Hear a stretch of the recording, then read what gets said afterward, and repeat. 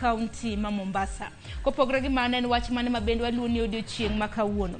Odiochieng' ma kawuono nitiere pok mar chiemo e county ma Nyanza. Wang'eni gwenge mag Nyanza manokoriwo Migori, Siaya, Homa Bay.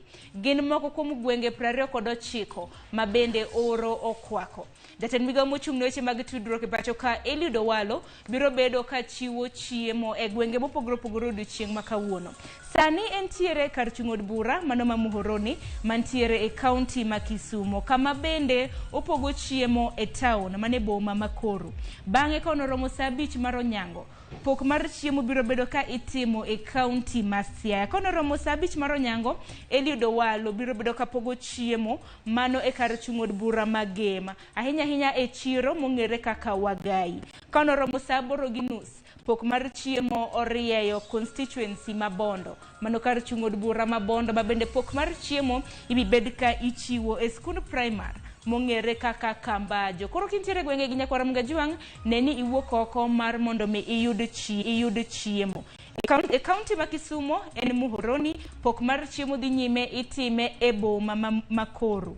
Constituency ma Gem mane county ma Siaya, pok mar chiemo idhi time chiro ma Wagai ka onoromo saa 5 mar onyango. Ka onoromo saa 8:30, pok mar chiemo ichiwo ne jodak mago ma Bondo mane county ma Siaya, ka bende Bondo pok mar chiemo idhi bed ka ichiwo e skund primary ma Kambajo. Kang' ma kamano en kaluwore gi dwaro mar piny owacho mar mondo mi ores oganda ma pacho ka ma bende ngaji gi oro okwako. Gwenge mag Nyanza bende nono Migori, Siaya, Homa Bay gin moko kuom gwenge ma bende nitiere gi oro. Kopogore gi manyakwara Mgajwang', wach machielo ma bende waluoni odiochieng' ma kawuono. Odiochieng' ma kawuono bura Nairobi ka, duol ma ok mar piny owacho mago NGOs, kata mana kiero the NGO Council of Kenya, okinyi ma kawuono gintiere gi twak machakore saa 3:30 mar okinyi. Twak ma bende gintiere godo en kaluwore gi pako, chiwo puoch gi pak kaluwore gi okenge mag ridruok mag arita kwe. Waneno kada jatend piny Kenya bende nowuok oko mar loso ahinya kaluwore gi wach mar nok mar arita kwe, ma bende osebedo ka nitiere bura Nairobi. Bende wang'eni jokwe mag jamni e county mopogore opogore, Baringo kacha bende waneno ni kuo mag jamni pod dhi e nyime. Kata kamano nyaka sani ridruok mag arita kwe oseket malong'o. County ma Nairobi ka bende koro nochuno nyaka piny owacho mar mondo mi oke obila rang'iny mar GSU kod mano mong'ere kaka RDU kata Rapid Deployment Unit, ma nyaka sani nitiere bura Nairobi ka bende rango ni arita kwe oket e yo makare. Koro kinyi ma kawuono mane twak ma bende duol mok mar piny owacho dhi bedo godo, twak ma bende gibiro bedo ka gitimo e apise maggi mano mantiere e orofa mar 16 mano e kar jot mar Nyayo mantiere buore Nairobi. Kopogore gi mano en ang'o kendo mwaluoni? Adaro tere nyaka e county ma Migori. E county ma Migori bende e kinde mosekalo medruok mar nok mar arita kwe osebedo, ka bende odiochieng' ma kawuono e county ma Migori jafombo marwa George Juma biro bedo ka luwo wach ahinya kaluwore gi nok mar arita kwe e gwenge mag Migori. Nyaka sani nitiere achiel kuom achije ma bende iseyo gi kuo mano e kar jot nitiere estate kata mana kar dak mong'ere kaka Pand Pieri mantiere e boma ma Migori. Nitiere mwandu moko ma bende nokwal e ot moro. Nyaka sani obila mawuok e sub county ma Suna West nondhiyo achiel kuom achije ma bende iseyo gi kuo mag mwandu mago mag ot ma bende notime e kar dak mong'ere kaka Pand Pieri mano e county ma Migori. Kata kamano Jojuma biro bedo kaluonwa wach makamano kaluwore gi nok mar arita kwe e county mano ma Migori. Nyakwara Mgajwang' adani watiek gi wach ma bende timore e pinje moko kapok adonje twak. Odiochieng' ma kawuono Nyakwara Mgajwang' en odiochieng' mogik ma bende romo mar lokruok mar kor lwasi dhi nyime e piny mar Egypt. Kawuono en odiochieng' mogik. Parni romo ma kama Nyakwara Mgajwang' en romo ma bende nochako chieng' tarik 6. Kawuono en chieng' tarik 18. Nego bed ni romo ma kamano itieko. Romo ma kamano ma bende idendo kaka COP27 madhi nyime piny Misri. Odiochieng' ma kawuono biro bedo ka romo ma kamano en e piny Egypt kamong'ere kaka Sharm el Sheikh. kata kamano nwasene kora mna jotelo mopogore opogore mawuok e gwenge, jotelo kora mna mag tend piny Kenya bende nwaneno kanyo kanodhi e romo makamano mano mar chwalo midhiero mopogore opogore mabende jokanyo kadhe. Nwaneno kora mna governors magwa makaluo Gladys Wanga bende noyudo thuolo mano mar dhi mano e piny mar Misri mar mondo mi ochop e romo makamano. Kokamano romo makamano biro bedo kachopo giko. Kokamano kora mga juang weche mabende biro bedo katuch e kor gwenge mopogore opogore pacho ka wana kicha kendo wantiere gi jofambo magwa e kor gwenge mopogore opogore mabende biro bedo kaluwonwa weche mopogore opogore magi duto ibiro yudo e weche magwa manyien chakre migago mana kono romo saa 7 mar odiechieng' saa 1 kanyakla kod saa 3 mar otieno. Kokamano gikanyo ka abiro kawo yo matin kata mna kama kapok akawo yo matin adwaro mar mondo mine welo mabende antiere godo sane. Welo mabende antiere godo kinyi makawuono mabende wabiro bedo kwa poro godo wach mabende wadwaro poro nyakwara Ramogi Juang en kaluwore gi luar mag udi. E jumane kende nyakwara Ramogi Juang buore Nairobi waseneno orofa 2 ne olwar. Achiel nolwar kamong'ere kaka Kasarani mantiere Nairobi mano chieng' tich 2.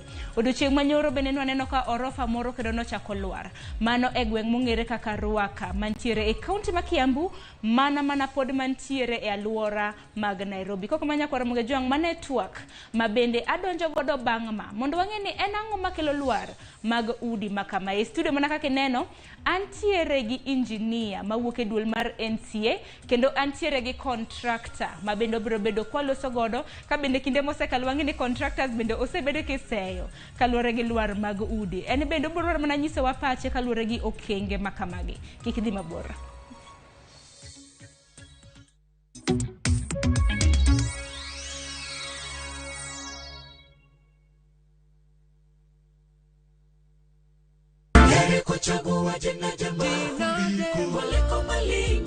Ging'wono mar Nyasaye manyisore e ngimawa kinde ka kinde. Ber ka waduoko ne erokamano kod pak. Ma watimo sabato ka sabato chakre saa 2 mar okinyi. Yud gweth kod ngima manyien kuom Kristo kokalo kuom puonj koa kuom jotich Nyasaye. Sikie lamo nyis Ruoth Jehova Nyasaye entie gi duoko maber ne ngimani. E chenro mar Injili ngima e Ramogi TV.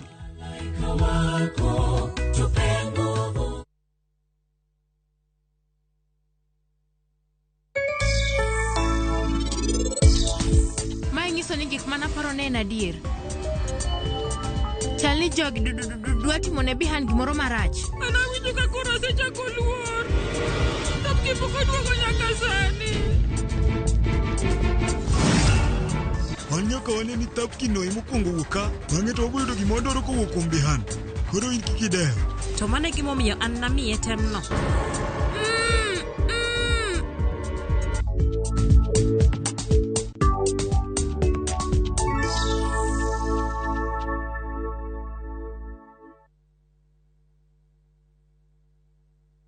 Collect fare kwa boda au matatu ukitumia ViewPay cashless na uqualify for bima ya 100,000 shillings pamoja na medical cover ya 20k na permanent disability cover ya 100k kwa 5 bob pekee. Dial *236# today to start using ViewPay cashless.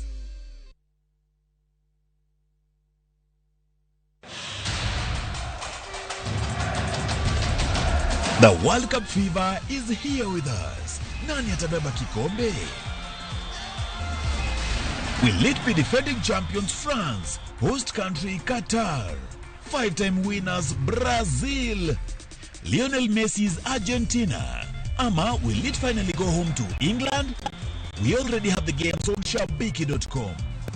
Weka prediction yako sahi when the odds are still high on who you think will win the World Cup. Ushinde chapa. Mapema ndio best. Strictly not for persons under the age of 18. Betting can be addictive. Play responsibly. Shabiki.com is authorized and regulated by the BCLB. License number 416. Shabiki.com.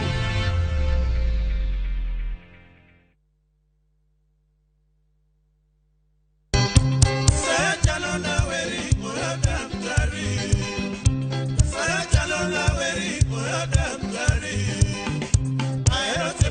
machalo kama baba.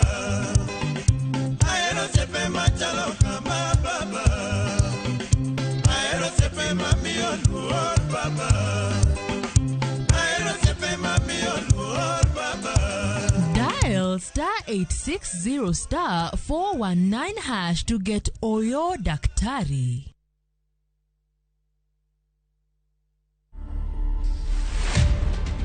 I've done a couple of multinational bike trips.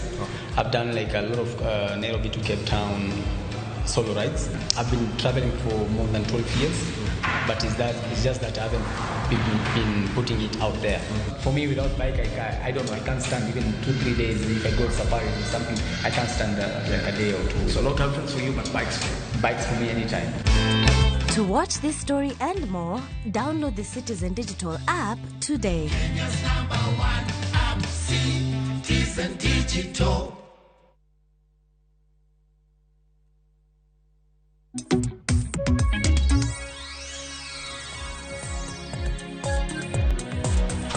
Manakamanya kwa Ramogi Joang kamora mora mintiere machiegni e twak e chenro mar mbaka oroma neno kanyo ken saa 3 gi dakika 35 mar okinyi. Twak makamanya kwa Ramogi Joang abiro bedo kadhi godo nyime nyaka saa 5 mar onyango. Kinyi makawuono posters iseneno, bende aselieko ni welo ma bende antiere godo, bende isedo thuolo mar neno gi thund wach nyaka Ramogi Joang ma bende wadwaro twake.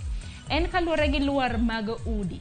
Okang' makama watwake kaluwore gi masira mag luar mag udi ariyo. Ma bende nwaneno jumani buore Nairobi chieng' tich ariyo.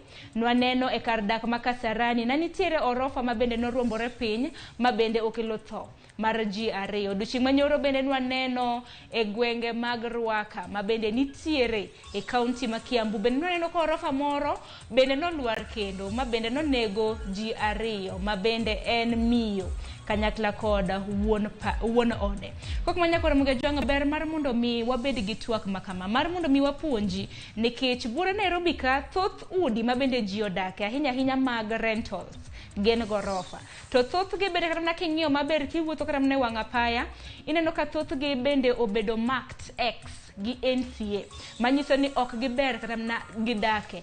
Bende samoro nitiere kata landlords wuon udi ma bende biro bedo kata ka wicho gi rangi samoro ma umo kata mana wang' oganda mar mondo mi kik ging'i kata gine chal mano mar udi ma bende gidake. Omiyo kinyi makawuonya kwa Ramogi Joang antiere gi jolony ma bende obiro bedo kwa twak godo. Okinyi makawuonya yudo thuolo makende mar bedo gi engineer mawuok e duol mar NCA mano Meshak Otieno ma bende en coordinator mar NCA mano e county ma Kiambu. Engineer wakini machiegni mana kimoso onagi nyalo mana nyiso gi ni engineer Meshak en ng'a mana kaka ginyalo ng'i matut.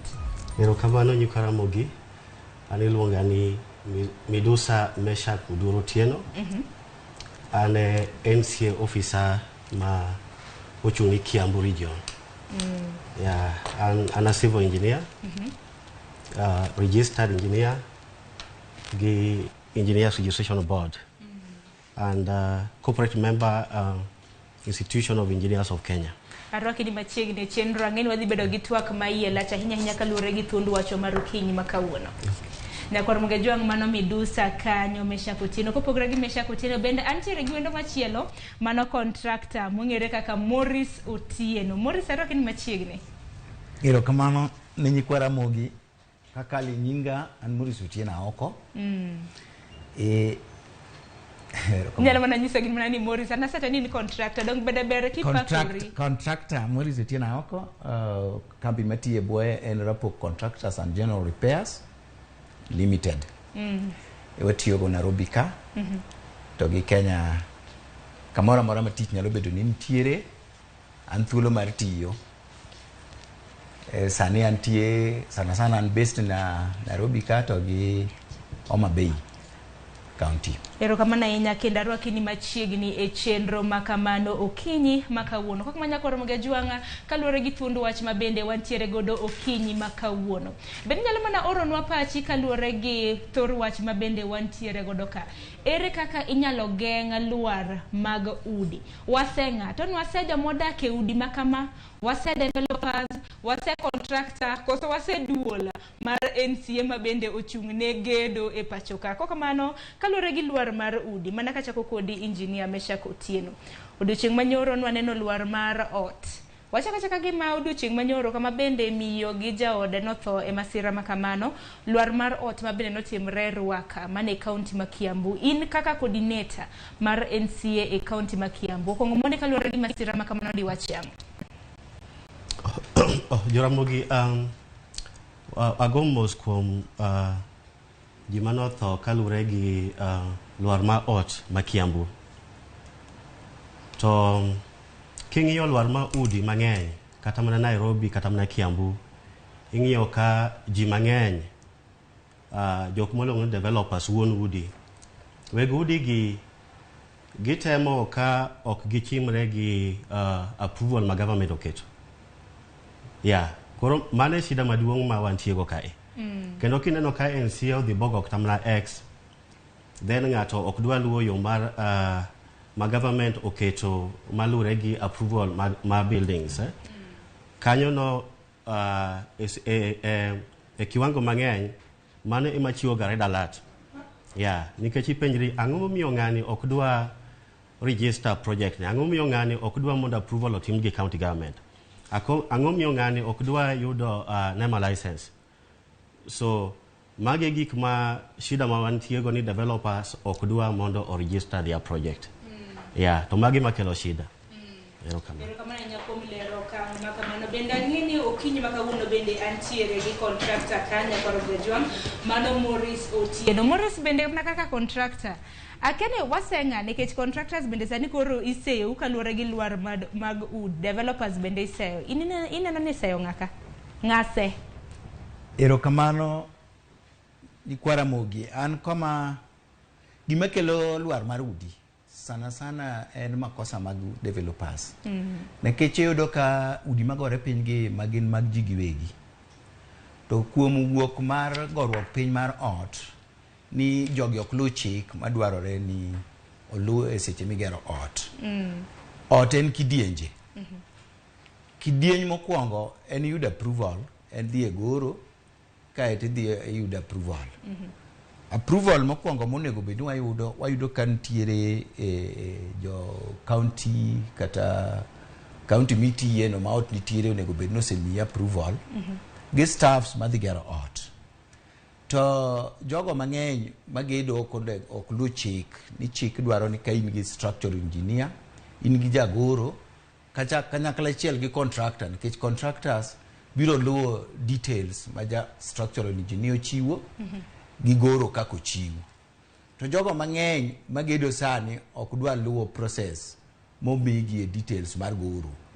Nikech ging'iyo ni mano kelo garama kuom tich modhi timoni. Koro yudo ka there is a lot of shortcut. En ng'ado yo machiek mondo mi giyud kaka ginyalo gedo gi pesa matin mopogore gi momigi monego bed ni gitiyogo. Mae kama makosa wuoke.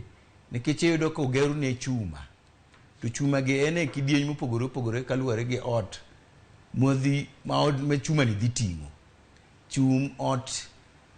Ot luwore gi chuma luwore gi ot modhi ting'o. Koro sami dhi ting'o ot madhi gorofa 10 nigi weight mare gi chuma mogorne. To jogedo mang'eny, developers, wuon ot ok dwa luwo chikni kaluwore gi garama ma samoro dhi kale. Koro yudo ka ging'ado ginene machiek mondo mi giged gi pesa matin moluwore gi mopogore gi momigi. Kech nitiere evaluation mitimo. Jogi evaluate ot manyise ni odni wabiro kawo $1,000,000 kata $5,000,000. Mano kaluwore gi QS omiyo gini mondo iluk ma iti gi mae. Kosemiye garama ni to koni odni ka ok atiyo gi contractor to ok atiyo gi structural engineer details. Adhi luwo mana, adhi kawo fundi moro mta kata wuod omera kata wuod nyaminwa moro bende winjo ni nyo somo koro ng'e gini kae to gi oluwo shortcut makelo ne shida koro odni kar mondo tigi $1,000,000 odhi tiyo dwaro ni odhi tiyo gi $5,000,000 makoro iniseyo developer mano wuonot gi structural engineers engineer Medusa keni engineer mesha kotiena keni in to ni wach ni iseyo ng'a kaluwore gi lwar mar udi imbe ne wawinje pachi kaluwore gi wach makamano kamano lwar mar udi en gimoro ma anyalo wacho gi kisungu ni very complicated ok en gimoro ma simple kaka ji ng'ieni to gima wacho mokwongo kaka jo NCA ni kawaluwo approval magima bongiso ji ni approval processes kako nego beni iluwo the first approval stage monego beni ng'ato ka ng'ato timo kaka ne bwana Morris owacho kae is the county government approval mana approval mar physical planning approval kisetimo physical planning approval mano king'iyo most of the counties ma wantiego imi barua miluongo ni PPA2 mano kisetimo approval mano matiende ni construction mitimono osebedo in line with the physical planning framework mar that particular area bas koro most counties kidhi Kiambu ka ineno ka approval nitie 2 stages at the county government ineno ka gitimo architectural approval mano ma the architect kosetimo drawings then oro a county government then approval itimone then imiye gimiluongo ni notification of approval of architectural drawings then kosemiye mano ok en authorization mare mondo odhi site mondo odhi ochak gedo the next stage is now an structural engineer making the submission kosetimo drawings mage matine ni ose design ot kong'iyo the loadings mantie kose design then odhi ka county government approval itimo then imiye gimiluongo ni construction permit mano kalure gi Kiambu gi Nairobi to kidhi other counties gitimo these approvals together ma ka gisetimo then imigi gimiluongo ni PPA2 koro ka ng'ato sea a county government approval mano matiende ni osemiye notification of approval of architectural drawings then osemiye construction permit matiende ni the drawings architectural and structures give meet the framework mar the design makoro matiende ni they can be used okay then kia kanyo nitie gik miwacho kalure gi building nitie stages ma building king'iyo kama National Environment Management Authority biro gi categorize structures nitie structures ma iluongo ni low risk maka gin gi buildings moko matindo gi and medium risk mano okidhie environmental impact assessment study imi what we call summary project report koro gima wacho ni nitie nema approval monego be nitimo nade itimo nikech so that you don't affect people nitie seche moko ma ji gedo tineno ka buru dum to ji odak machiegni koro mano emomiyo nema approval nyaka yud then kisea enema approval the last approval stage en ga mar National Construction Authority matiende ni all approvals miseyudo gi te koro ikelo gi e National Construction Authority to gima National Construction Authority na ong'iyo ni developer madwaro the site ni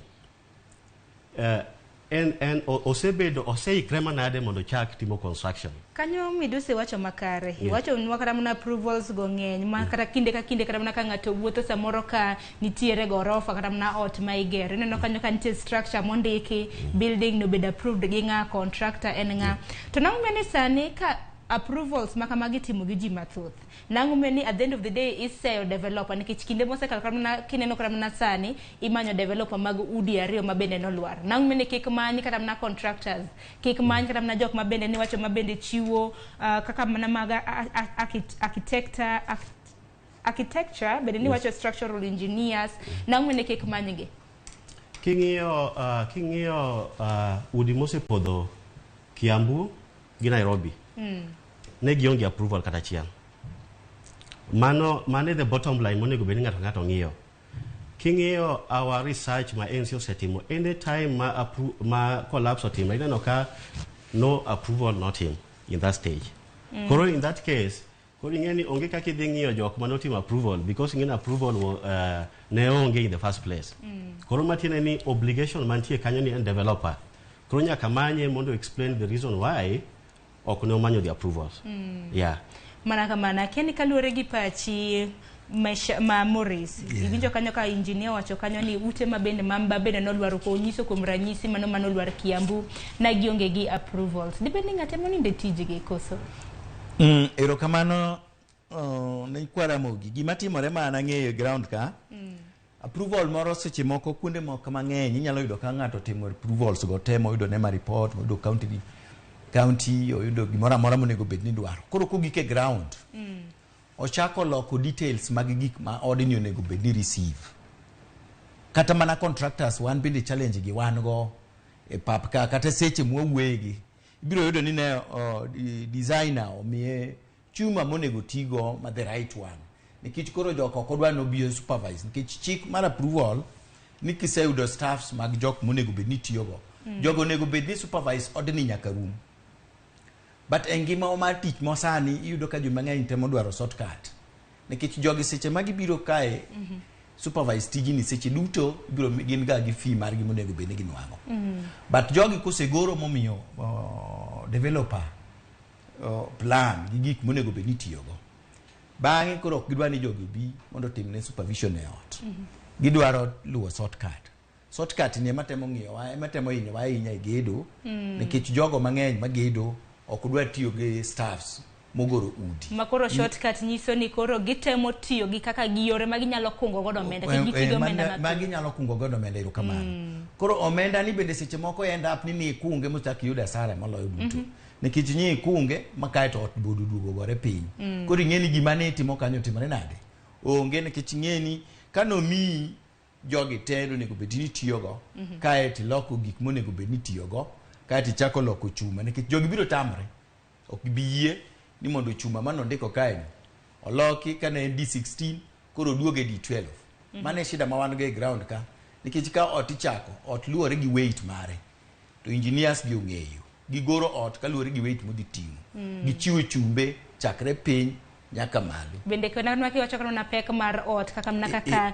iwacho kamano ot mabende nolwar Kiambu mano odiochieng' manyoro bende kana mna kana winjo wuod miyo no gi wuoro no kana loso kata mna TV en geno mara neno kata mna weche manyiena na giwacho ni ne gisebedo kana mna ka gikwero miyo no ni mondo kik omed orofa kadhi malo kik omed pek mar ot makamano ot makamano nen gi gorofa auchiel man neno ka bende urumbore pinya keni in kaka Meshak kutimo kata mna nonro kinde ka kinde NCA asene bende kutimo nonro ntiere buildings moko mabende uketo X akeni nonro maru utimo after how long to what do you look after mano kutimo nonro maru gino kenge mage mung'eyo pero kama na enya kama wacho ni kama NCA nikech NCA oseketo framework ma tiyo gi quality assurance ma ensure ni the structures okonego beni collapse nikech ideally kaka engineer okonego beni structure mobedo designed kendo bedo supervised gi engineer collapse kodi ngeni the gap mantie kanya mana ngisi ni the last approval stage ma itimo eni ibiro ka National Construction Authority ma all the approvals biro NCA then why do contractor kanyo contractor bedo registered gi National Construction Authority then why do the structural engineer then why do architect then why do quantity surveyor madil gi cost mar the building Koroka NCA sengyo ni jogi tete nitie in this project, then NCA will issue the compliance certificate. Now, kwa issue the compliance certificate, koro ngeo in our database, ni the contractor ma in charge of this project is registered. The engineer ma is in charge of the project is registered, architect is registered, and the quantity surveyor is registered. Now, in that case, such a building okonego beni collapse. Kendo kingio anmasebido Kiambu for some time. Kingio the collapses gain buildings ma onge these people. So king your gap kakoro answer question mari mi wacho the gaps mar NCA. King your building ma Kiambu building no assess spend almost 5 times. Ma the last stage man katakani ngio the get nindo NCA sign to NCA sign no kido X kanyo matene ni the bigger thing mantie kanyo ni lack of compliance certificate. The emphasis is a lack of compliance certificate because lack of compliance certificate bureau ka NCA se determine ni contractor registered, engineer registered, architect registered, quantity surveyor registered, ni tie a project no. Eka gi issue. Mateni kionge gigino matiende ni building ni onge ng'ama supervise. Contractor mantie a building ni is not registered. Nikech idwaro jok mobedo registered because nitie framework mar disciplining jok mobedo registered. Mano miyo NCA timo kamano. Koro king'iyo the gap for a Ruaka case, nosetimo suspension also notim kane nitie third floor. The last suspension manatimo 2 weeks ago, enforcement unit my NCA no headquarters, mano police officers. Mano jumbe ariyo mokalo. Yes. Suspension otim, omak fundi achiel kanyo, otere court, ma the case nitie court sani. Tapenji, yes. Kusetimo suspension, mana kata mnaka poka dok ir Morris. Kusetimo suspension, yes. Eru wacho ni un kaka NCA kum ranyisi building kata mna orofa mabende no lwa Ruakani. Utimo suspension nyadi beach. Yes. Manyiso ni gedo na pod dhi nyime koso nango. Mar mondo mi oluar. Nikech seche go bende wana se Boris bende kata mna kanyisa ni gin kata mna kaka contractors building kosebedo suspended. Nango mine gidhi nyime gi dwaro mar gedo kata mna mar dhi nyime gi tich e buildings bakamago. Shida maduong' ahinya mantie Kiambu en ni kuonde mosebedo suspended mang'eny. Iyudo ka jogi gedo over the weekend. Over the weekend. And king most analysis occur, most collapses happens early in the week. Although this one not timbre on Mama kasara no timbre Tuesday. Yes. Mano chin teacher rio. Yes. Macha no timbre chin teacher day. Yes. Mano nyoro. So gimatimre ni itimo a lot of shoddy work over the weekend. Then shoddy work, then koth bechwe. Like Ruaka case. You know, ka building no biro together chien. Matine ni kata mna columns mani ntie kanyo gik monego beni chungo ot negin week. Koro jogi kane suspension osetimre, pod gitemo load the building. Koro ka load the building to koth chwe, koro loading no kamedre. Mane gima notimo koro building no obiro piny. Yeah. Mana kamanero kamana inya kumparo makamano Morris. Kinde ka kinde bende koro contractors beti sayoka. Engineer sewacho gin kaka NCA gise chiwo CM. Samoro kata mna orofo chiune CM nyade ng'eny. In kata mna kaka contractor samoro gi wonot. Koro luchoru. Dibede chlach koso nango mag contractors. Erokamano ne kiche dwaro mar dhano. Gigi thoro timore kuonde ma joma ng'eny ok dware luwo chik. Luwo chik mana kaka engineer osewacho ni ng'ama luwo chik ok nyal bedo gi makosa kata odiechieng' achiel ma ode nyalo gore go piny. Nikech jogo magedo en ng'ama osebedo gi pesa to odwano gedi. Okore seche mamoko ma odwa geng'o go tich ne mondo dhi mbele. Iyudo ka nitiere shortcut modwa luwo mondo mi gitik over the weekend mana kaka engineer osewacho. Ni mondo mi gi meet the timeline. Mondo mi kik yudi gi seche mowinjore jogi timo supervision after every day, after every minute, gikaloga. Ka gisechiwo notice to gidwa ng'iyo ni to kama ne gichiwe notice cha bende en ot madhi mbele koso gichung' kaka no megi thuolo nonego gichung' until they comply. But sida nitiere kuom jogo ma ni gidwaro ni mondo giti over the weekend mana kaka engineer wacho. To contractor ten ng'ama dwaro pesa. En kata rach kata ber eno dhigodo nyime. Ok wahero timo mano, but mostly biro yudo ka udi magore piny gi gionge gi registered contractors. Mostly. Gin mabandeya. Gin jok matiyo gi wede kata funde mag kwanyo.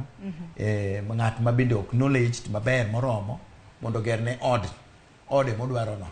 Koro nekech jogi onyalo yudo ni abai. Koro mae shida ma wantiere go ma bende wan be wa face. Nikech udi mang'eny luar e makosa mana miwinjo kaka engineer wacho. Keche kata area moro mar Ngong. Kamoro kae nyomudi olwar ewi dwe mokalo. Ololuwa bende gorofa biriyo. Odno nyoka sibet for a period of time kanyo kodhi mbele. To kanyo gibiro gimedo floor ariyo. Te kaka odno gore piny. Manyiso ni foundation noko miye maber. To seche manoko chiu foundation maber ni. Mae makelo ga shida. Nikech tama mar jogo madwa gedo. Odwa ni koro medu go bude moko ariyo. Mondo med capacity mar joma biro kodesha ot. Mondo gini odonje na kama nche odwaro. Koro shida nitiere not considering ni ot na chako gi foundation mare chalo nade. Koro foundation ni ema shida kuom jogo magedo ni ok gidwar ni giluw chik. Mabendo miwa gi jo authorities mowinjore kodgi. Koro mae shida ma wambe wa face kata mane ground ka. To contractor ma registered to nyal yie shortcut nikech en owuon odhi bedo punished. Samoro ima wa license. Ok wanyal gero udi. License magu bendo renew. Wa renew license every year. Ang'o ming'iyo nikech ing'eni magi bende en gik moko ma bende nyaka jopiny ng'e. En ang'o ming'iyo mar mondo mi license obed renewed kata mana kendo. License to en time niko gikiga ka higa to nego bed ni renew license. Kosa chal mana kaka mar nyamburko. Koro mana kaka mar nyamburko giketo wa kamano to gimise timo ikore kanyo to gitem ng'iyo ahinya ni ta ng'omo setimore ikore kanyo. En ni ise comply gi details magiyo gi chik magimiyowa niko gikiga dwe mar 10 chakre dwe mar 7 nyaka dwe mar 10. Onego bed ni ise yudo license machielo bibiro tiyo go higa machielo be. Koro mane kaka giketo wa ni to kane register chakre dwe mar 7 next year karo nikech rumbiga en dwe mar 6 kaluwore gi ginene ma kalenda ma sirkal. Erokamano ahinya Morris. Meshak, kinde ka kinde kata mana bura Nairobi ka ineno kata mana udi mathoth tinde igero. Mana kaka injinia, akia ni ot mar mondo mi ogere, nego bed ni gedo mare nego bed ni kawo thuolo maromo nade. Kuom ranyisi wach ni gorofa idwa ger kata mana mating'o gorofa 7. Gedo mare nego bed ni kawo thuolo maromo nade. En ang'o ming'iyo? Nitie processes monego bed ni timo. Kaka nwawacho mokwongo cha, ing'eni Morris olose gimiwacho ni foundation. Nitie kidwa gero gorofa madongo nyaka itim gimiluongo ni foundation assessment ma kizungu wacho ni geotechnical investigation. Mondine kaka the soil mantie kamigede no behave. Then kiseneno the soil nitie gimoro miluongo ni bearing capacity of the soil. Matine no bong'isi ni kidwa gedo ka foundation ni inyalo kunyo maromo nade onego bed no chopo kure. Ineno. But kanyo be nitie shida nikech yudo ka developers mang'eny ok dwa geotechnical assessment nikech ok odwa tiyo gi pesa mar excavation and then keto foundation ma has adequate strength. Ineno. And then ing'eni curing process takes around maybe 21 days. Koro matiende ni kitimo every structural member, then the curing process should take time. Koro okinya kao a building like a 9-story building, then you actually want to do it maybe within 6 months. Obogore piny. Onego beni stretch over. Nikech ing'eni mostly Kenya ka watiyo gi what we called conventional building materials. Ma watiyo gi sand, wakao cement, wakao aggregates. Koro kise mix the get together, then ibiro gi gimiluongo ni concrete. Concrete nitie gi strength mare. Matiende ni every member ma column and vertical member mar building ma support the slab koren kama korwa beteni. Yes. And then one gi beams. Koro those members nitie gi strength magibedo designed mondo gi achieve. Now ka ok gi achieve strength go, then obviously gigi dhi podho. Then anyalo chiwo record mar Kirigiti collapse waseyudo the assessment mare. Iyudo ka the strength monego beni 25 Newton per millimeter squared. Iyudo ka assessment in our investigation kwatimo material test iyudo koduogo at 10. Koro the difference kineno 25 Newton per millimeter square, and then the assessment at collapse is 10. But mano is the trend mantie Kiambu. Nikech gima penjo, Yes. karamna thoth Nairobi kineno karamna ka thuolo mar higa chiel, Yes. orof osegere mutieke ma ji koro ochako donjo. Keni kamano bende owinjore adier. The process monego beni no follow because quand the process there's no problem. Nikech any ka building osebedo completed, the engineer onego beni tim assessment. Engineer kosetim assessment bochiwo the completion certificate. Practical completion certificate. Material ni ose supervise this building from foundation. Material submitting excavation or supervise. Ose neno the way mas foundation obedo anchor down. Then every member ka iketo kitimo curing, the strength girigo obedo measured. Engineer ose tim assessment nyaka rumo ma building. Then the next thing monego beni the engineer timo is to onego beno produce the practical completion certificate. Kose chiwo that certificate, then onego beni dhi now county government, then obtain the certificate of occupation. Ngato okonego beni donjo any building ka the certificate of occupation okobedo issued. Martin occupation certificate must certify the building ni and safe. To ka onge that, then idonjo into gimilongo ni death trap. Yeah. Ero kama na inyami dusa mesha kutino nyakwara mgejuang mane tuak mabede podwa dhigudo nyime tuak mar gengo luar mag udi nyakwara mgejuang tuak makama ber mar mondo mabede godo kaluore gi puonj mabendo kiny makawuoni puonjo wagoda hinya kaluore gi gedo mag udi antiere gi engineer ka to bende antiere gi contractor ka mana kaka pile podone ni antiere gi penja mora madiher penjo ote en 3:600 mano lai marwa mar ote machuok mbui mar Facebook iyudo Ramogi TV wantiere achiel kachiel an bende tudri koda mbui maga iyuda @Sharon Ongao. Gisani yena mara mondo meka uyo matin ka taduogo somo ote magi kikidhi mabora.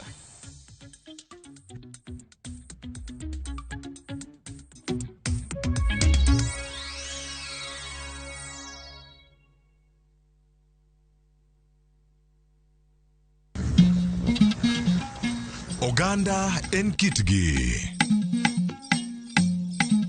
Joluo bende wan gi kitwa. Wakelo ni luo kitwa gi timbewa. E chenro mar 111. Ngeso ka ngeso, sa 1:45 mar otieno, girabala kwasi wad girajabu.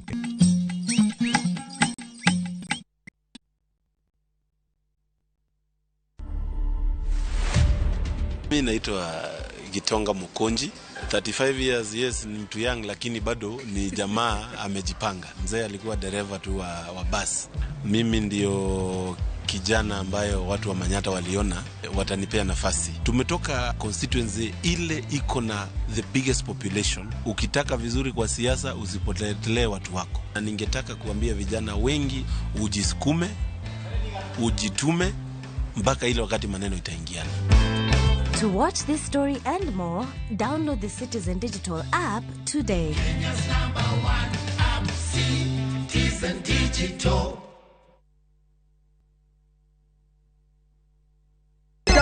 Gada sim, tupo side. Piga lukukula wa achapi.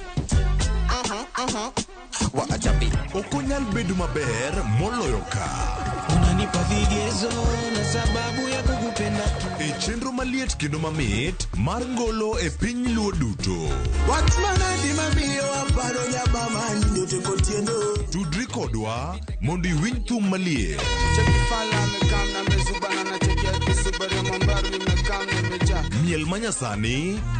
Wasunge kando hapa ni kudensi. Kod neno jothumbe mihero. Riuri kod jota chenro, Lind Ramogi, kod DJ Kolo e thum Dagmor. Geso ka ngeso, sabichu tieno. Mana Ramogi TV. Welcome to Shabekila.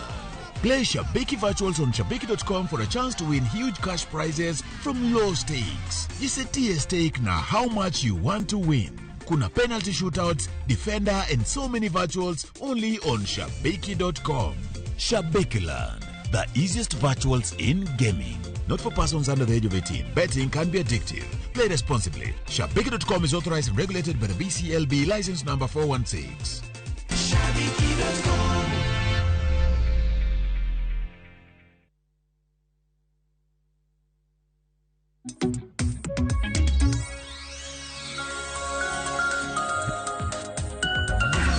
Manakmanya kwa Ramugajuanga machiegni okang marario ma entwake chenro mar mbaka oromo kinyi makawuono mbaka mwagoyo en kaluore gi gengo luar mag udi masira mabendwa seneno kata na buora Nairobi jumani ute ario no luar ere kako nyalo gengo masira makamage parni mar mondo mi ibed kodwa kata na iriuri kodwa e twak makama ornwa ote machuok namba mar ote machuok 3:600 mbui mar Facebook bendi do Ramogi TV bende na singo na dhi somo ote magi kodhi nyime gi twak makama kachako gi mbui mar Facebook ando ka thothu uluwo chenro bende thothu banane no ka untiere gi ote mathoth ka wena chaka negi ote moro mar jatie nyorore iwacho ni araka ema omiyo mago timore koro wabedo gi araka kaito contractors oweketo pesa mbele mogik gin clients be ochiw pesa madwarore. Bende koro aneno kanyo ka bende koro iseyo nyaka client kanyo kono keto ni kata mna omenda matin mano nyiso ni koro kata mna ot ma bende dhi gero no ken ot mowinjore. Akeni in main contractor kanyo Morris diwach na kalore gi wach makama. Kono ket ni pesa matin to bende iwacho ni mana kar pesa ni kanyo bende ema loso ni godo ot. Mano timore kuom clients mang'eny nikech odwa mi pesa. Aparo ni project kitimo to oluwo programs mang'eny. Oluwo kidienje mopogore opogore ma watimo nyaka jo gimiyo wa evaluate project. Ma project bigi beche. But koro clients mang'eny ok dwar luwo chik mar bei ma jo staff omiye kata ma jogo mogoro omiye ni chiwo ni QS omiyo wa nyaka bi kiwo miwa ni nego bedi ni pesa mar odni biro milion 10. To client dwa mi milion 5 ma samoro ok nyalre. Koro kuom contractors mang'eny luwo mane kich samoro chik mar pesa ma wuon go nigo. To koro miyo nyatuno nyaka biyo sort change gik mang'eny ot. Maendi nyalo kelo magi. Nikech samoro client kuyie choko golo gimo timore nade. Gima od charo mogo. Mano bende seche moko timore kuom clients mang'eny. Koro mano to nyalo timo mano. Yes. Erokamano ahinya. Weche mamoko mabende aneno ka iwacho ni Johana Ochieng iwacho ni by complying with the required standard as advised by engineers, manen paro mabende no chiwnwa gi jolony mabende wantiere godo. Frederick Ochieng olendo iwacho ni test the quality of materials. The approval process should not be complicated and expensive. Dibed ni Medusa Meshak, dibed ni approval process ni bende momiyo koro ji osebedo kramna kadhi e yore mag shortcut nikech stage ka stage mar approval bende dwaro pesa. Niko Ramogi, approval process en gima very important. Ma gimora mora mitimo e piny ka nitie process mare. To government moseketo approval process nikech ing'eni approval process gikonyo the way magik mokitimogo. Kaka na wacho chani approval process pesa to nitie nikech kitimo county government approval nitie the amount of money manyaki chul. Then kidhie NEMA, National Environment Management Authority be nitie gimichulo. But National Concession Authority onge okwa charge pesa. Matieni kisetimo approval process to the other side gimitimo ni kamibete odino idhie computer tidhie portal ma NCA titimo submission mar your document. Waonge contact kodi throughout the process. Makisetimo submission NCA okwai pesa watimo process kisetieko process tiyudo compliance certificate your email. Koro in kisedhie site gimonego beni timo ni itiyo gi the team ma NCA omiyi in approval stage mondo you deliver the project. Koro the problem mantie gi contractors be a process nitie ni contractors gi developers okotimo gimiluongo ni winjruok. Winjruok en contract agreement. Imiyo neno ka contractors complain ni imiyo gi pesa matin kapok gidhie site onego beni giwinjre ka gisewinjre to gitimo gimiluongo ni a contract agreement makelo conditions ma developer nitiego, obligations mag developer, obligations ma contractor. Koro ka gisetimo kamano koro yie ni ka onego beni chuli 5 million to mano is the agreement musetimo gi the developer. Unless nitie variations moko manitie project. Angene twak mokwongo mabende nwabedo godo kara mna okang' mokwongo mar twak mabende nwabedo godo mabende wadhi godo nyime wang'iyo jomage miseyo jomage mokse. Gisani wadwaro ng'iyo ni luar mag udi gin ang'o makelo luar mar udi. Bang' kwaseng'iyo gik makelo luar mar udi keso wabiro ng'iyo ni inyalo geng' gi nade donge. Gisani ma koth chwe kinde ka kinde kara mna ka koth chwe nyakiyudo ni orofa olwar. To mano jatimore ahinya buore Nairobi ka nitiere Kiambu nang'o mene mago ng'eny mana kanyalo mna winjo pachi Morris nang'o mene ka koth chwe temiyudo ka udi luar ng'eny gi luar. Maendi mana kaka wayawacho mokwongo ni kwa Ramogi ni gimomiyo magi seche moko timore seche mag koth gi sana ni ka koth chwe ting'e ni the ground bedo weak nikech oto kochopo kama engineer awache ni na background mar foundation okochopo kuma dwarre. Koro seche ma koth chwe ing'eni gigo duto bedo pilo bedo mang'ich ground koro bedo ma okutegna ahinya. Koro chope kuonde ma ok onego bed ni chopie. Okoyudo kane od cha ok ochopo ko ground mi idwaro cha. Mae ma samoro kelo weakness mar ot lwar piny. To mostly gima ng'eyo ni timore ahinya kuom ot lwar period mar koth ni gigi biro bedo mang'ich for a period of time nikech kiwaring onego bed ni timo. Kiwaring ni bende process mar kiwaring jo mang'eny clients moko ok luw and contractors mang'eny be tiyo ok luwe nikech dwaro mar pesa mobiro e Kenya ma piny masani ma wantiere ni. Nitiere gik ma waluwo seche modwa nwa gedi wan gi cube test ma seche moko waluwo process mar loso watero gigi lab.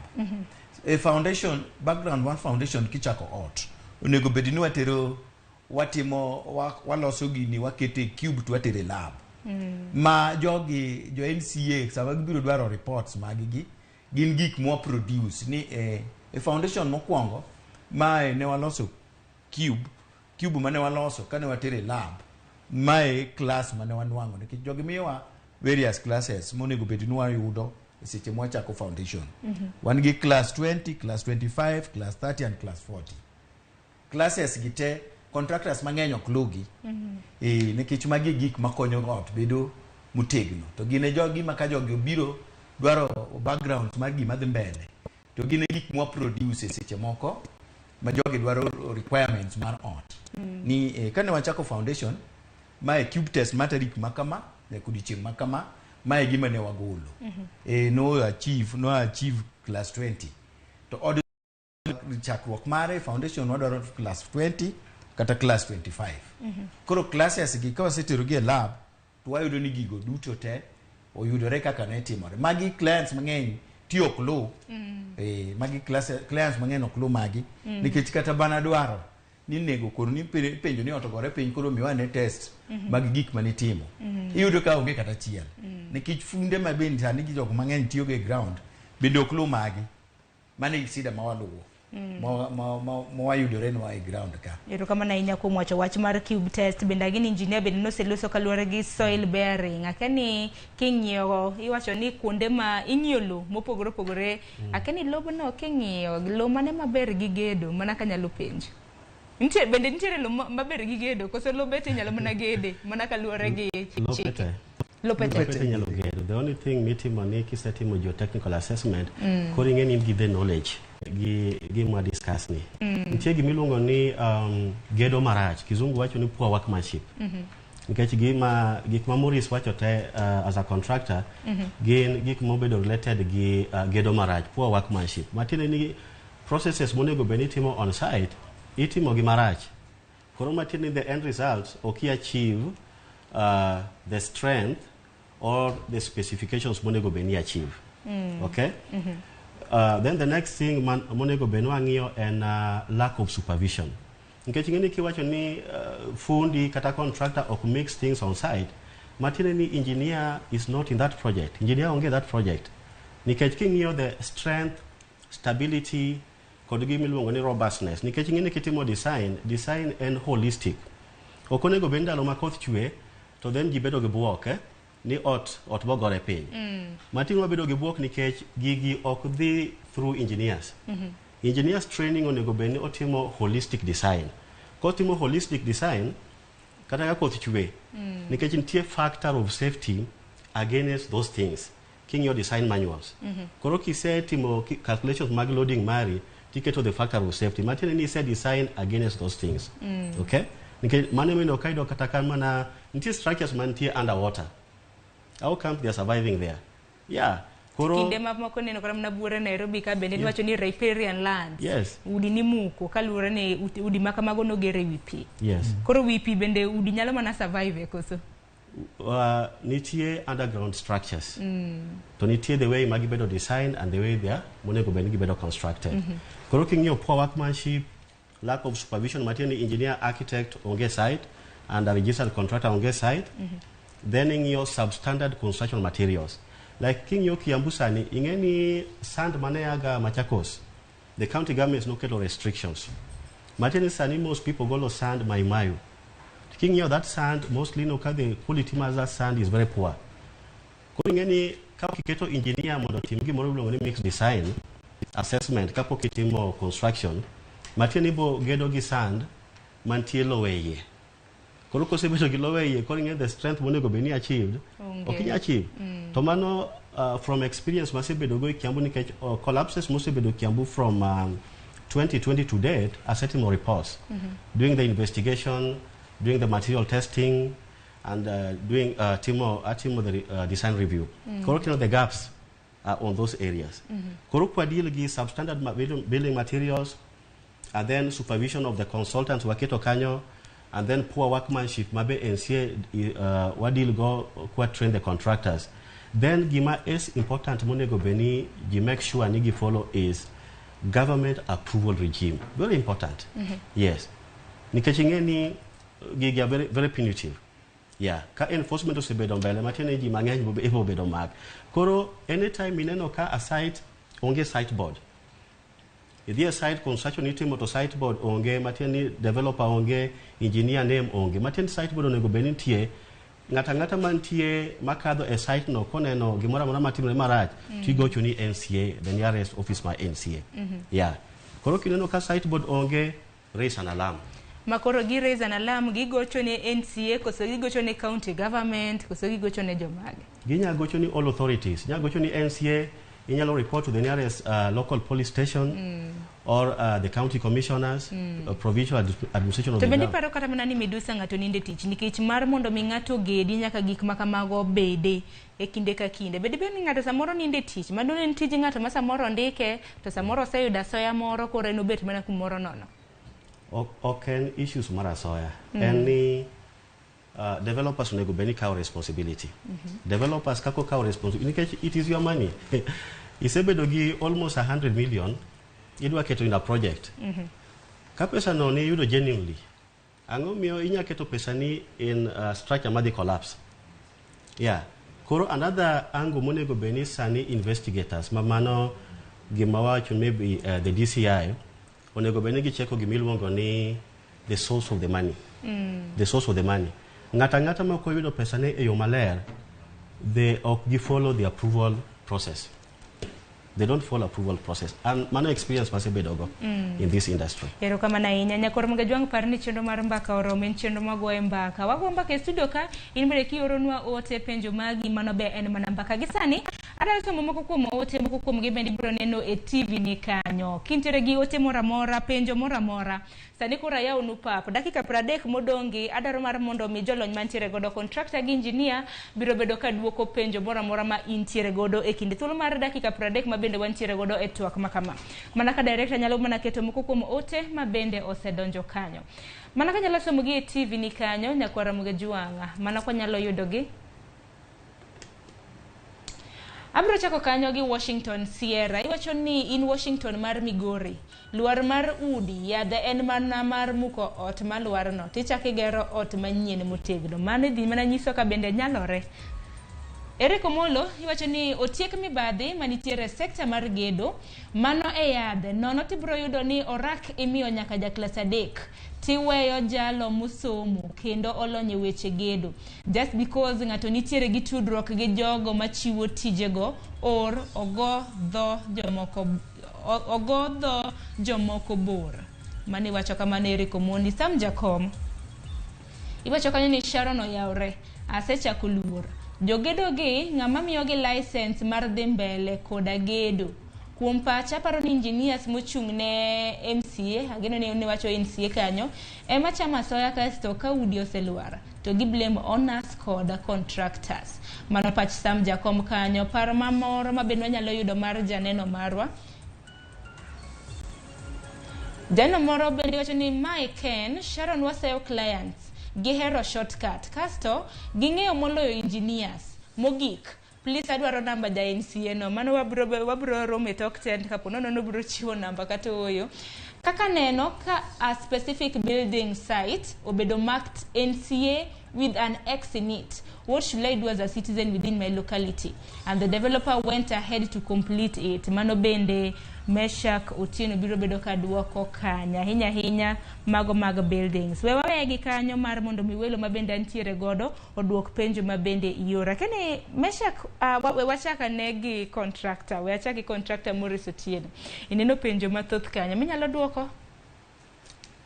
Manyalo duoko ahinya mana kaka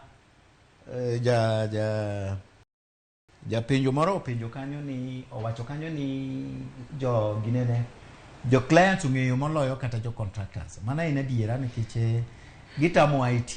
Iyudo ka en ng'at madwa tiyo to kone naneno ka ng'ane ogero mare.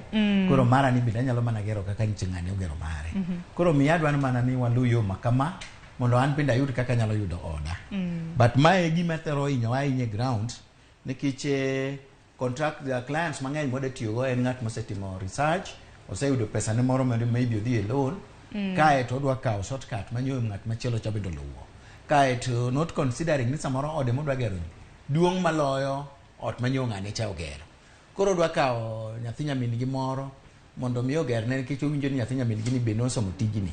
Koro kae kama hinyruok bede nikech samoro ng'at modwa dhi kawo ni mondo kele ground to kong'e gini be dhi tim. Koro dwaro ni mondo mi gilu procedure